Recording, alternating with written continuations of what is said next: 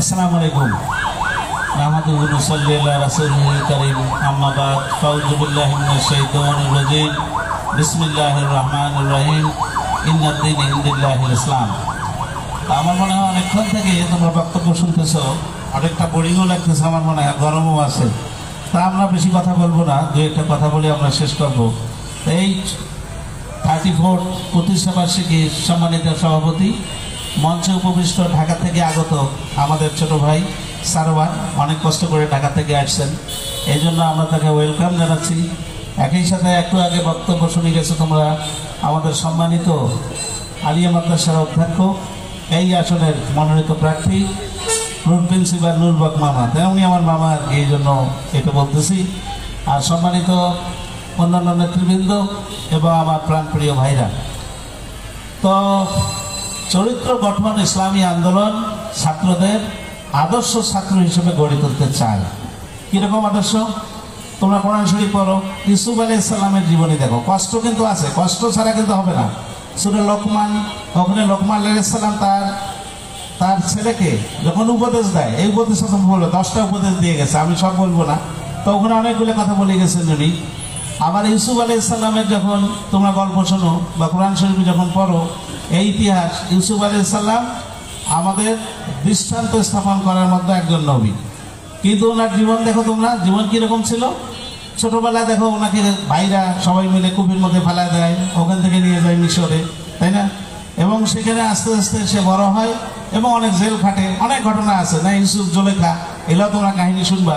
ছাত্ররা কোরআন শরীফ থেকে চরিত্র গঠনের জন্য 3টে জিনিস জানতে হবে, একটা হলো কোরআন, একটা হলো হাদিস, আর একটা হলো আল্লাহর অন্যান্য ইবাদত, নামাজ রোজা। আর যেখানে তোমরা যে প্রতিষ্ঠানে পড়ো সেই প্রতিষ্ঠানে পড়াশোনা, এই তো। তার পাশাপাশি কি করতে হবে? কিছু সৎ কাজ। একটা গরিব লোক দেখতেছো, একটা বুড়া মানুষ চলতে পারতেছে না, একটা হাতটা ধরলা, রিক্সাতে উঠাই দিলা, একটা বাড়ি ব্যাগ আছে, তুমি একটু সাহায্য করলা, এই তো কাজ। তার সাথে তোমরা রাজনীতিতে আসো, ইসলামী আন্দোলনের চরিত্র গঠন, তোমাদের দেখে মনে করবে, মানুষ মনে করবে তুমি একজন আদর্শ ছেলে। তাহলে কি তোমার প্রতিবেশী যে চাচা আছে সেও কিন্তু ইসলামী আন্দোলনে তার ছেলেকে জয়েন করাবে। কেন জয়েন করাবে? ওই যে একটু আগে আমাদের এখানকার অধ্যক্ষ মহোদয় বলে গেল যে নেশা, আজকাল দেখবা ইউটিউবে দুনিয়ার আবল তাবল জিনিস ইউটিউবে দেখে সময় পার করতেছে, সিনেমা দেখে, হে দেখে, সে দেখে। কিন্তু ইসলামী আন্দোলনের ছেলেরা, তোমরা কোরআন শরীফ পড়বা, হাদিস পড়বা, আল্লাহ নিয়ম কানুন মেনে চলবা, সৎ পথে চলার চেষ্টা করবা। উনি বলছে যে ইসলামী আন্দোলনের ছাত্ররা কখনো টেন্ডারবাজি করবে না, কখনো চাঁদাবাজি করবে না, কখনো মানুষের সাথে অসৎ আচরণ করবে না, বাপ মায়ের সেবা শুশ্রূষা করবে, আত্মীয় স্বজনকে খেদমত করবে। এটাই হলো তোমার মেইন চরিত্র।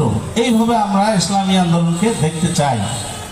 ইসলামী ছাত্র আন্দোলন বাংলাদেশের একটা ঐতিহ্যবাহী সংগঠন। এই সংগঠন দিন দিন আস্তে আস্তে ছাত্র সংখ্যা বাড়ছে এবং ইনশাআল্লাহ পরবর্তীতে ইনশাআল্লাহ তোমাদের ছাত্র সংখ্যা আস্তে আস্তে বাড়তে থাকবে।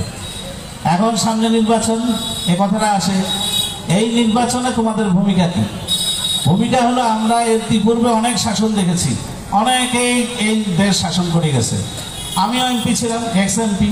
সেখানে আমরা দেখছি টাকা পয়সা যদি সঠিক বন্টন হয়, চুরি চামারি যদি কম হয়। এবার উন্নয়ন বাজেট কত? প্রায় 2 লক্ষ কোটি টাকা। এখানে কুড়িগ্রামের ভাগে কত আছে? কুড়িগ্রামের ভাগে প্রায় 700 কোটি টাকা আছে। তা 700 কোটি টাকা একটা এমপিকে যদি আমরা দিয়ে দিই, এই এমপি তো চুরি করবে না, এই প্রিন্সিপাল সাহেব এমপি এর উনি চুরি করবে না, ইসলামী আন্দোলন নেতারা যারা আছে, তোমরা যারা আছে, কেউ চুরি করবে না। তা চুরি না করলে এই টাকা যদি ডেভেলপমেন্ট কাজ হয়, তোমরাই বলো 1 বছরের জন্য 700 কোটি টাকা কোনো মসজিদ, মন্দির, রাস্তাঘাট, স্কুল কলেজ, মক্তব, মাদ্রাসা এবং গরিব লোক যারা আছে, যাদের টিন নাই, ঘর নাই, নলকূপ নাই, ইলেকট্রিসিটি নাই, কোনো জিনিস কি বাকি থাকবে ভাই? কোনো জিনিস বাকি থাকবে? কোনোটাই বাকি থাকবে না।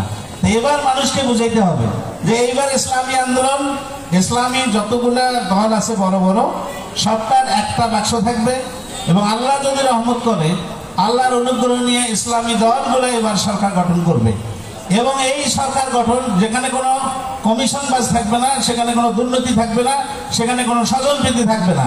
তো সেটা যদি হয়, এই দেশ মালয়েশিয়া বানাইতে ভাই 3 থেকে 5 বছর লাগবে। এই দেশ মালয়েশিয়া বানাইতে। মালয়েশিয়া, সিঙ্গাপুরের নাম শুনছো তোমরা? তো সিঙ্গাপুরে এক সময় কি ওরা জেলে ছিল, মাছ ধরতো। এখন মালয়েশিয়া ওরা মনে করছে ভাই এগুলো তো ঝামেলা, মাছ টাছ ধরে, এগুলা গরিব মানুষ, তোমরা আলাদা হয়ে যাও, ওদেরকে আলাদা করে দিছে। আলাদা করে দিয়ে নিজের সততা নিয়ে স্বচ্ছতা নিয়ে সিঙ্গাপুর এখন পৃথিবীর বিশ্বের একটা অন্যতম রাষ্ট্র। এই বাংলাদেশ এখানে এখানে ওই রকম সিঙ্গাপুরের মতো মালয়েশিয়ার মতো রাষ্ট্র করতে, সৌদি আরবের মতো রাষ্ট্র করতে ভাই আমাদের বেশি সময় লাগবে না। এর জন্য মানুষকে আবার বুঝাইতে হবে যে ভাই সবার শাসন দেখছেন, আমরা কারো বিরোধিতা করতেছি না, ইতিপূর্বে সবার শাসন দেখছেন, একবার ইসলামী দলগুলো একটা শাসন দেখেন 5টা বছর, যদি পছন্দ হয় আমাদের রাখবেন, আর যদি পছন্দ না হয় আমাদের ছুঁড়ে ফেলাই দেবেন। আমি আর সবাই নেব না। সম্মানিত প্রধান অতিথি মহোদয় কথা বলবে, আমরা তার কথা শুনবো এবং সে দিক নির্দেশনামূলক কথা বলবে। তোমাদের পাথেও কিভাবে পথ চলতে হবে সেই নির্দেশনা সে দেবে। আমার এই সংক্ষিপ্ত বক্তব্য এবং যারা আয়োজক সবাইকে ধন্যবাদ জানিয়ে আমি এখানেই শেষ করছি। আল্লাহ হাফেজ।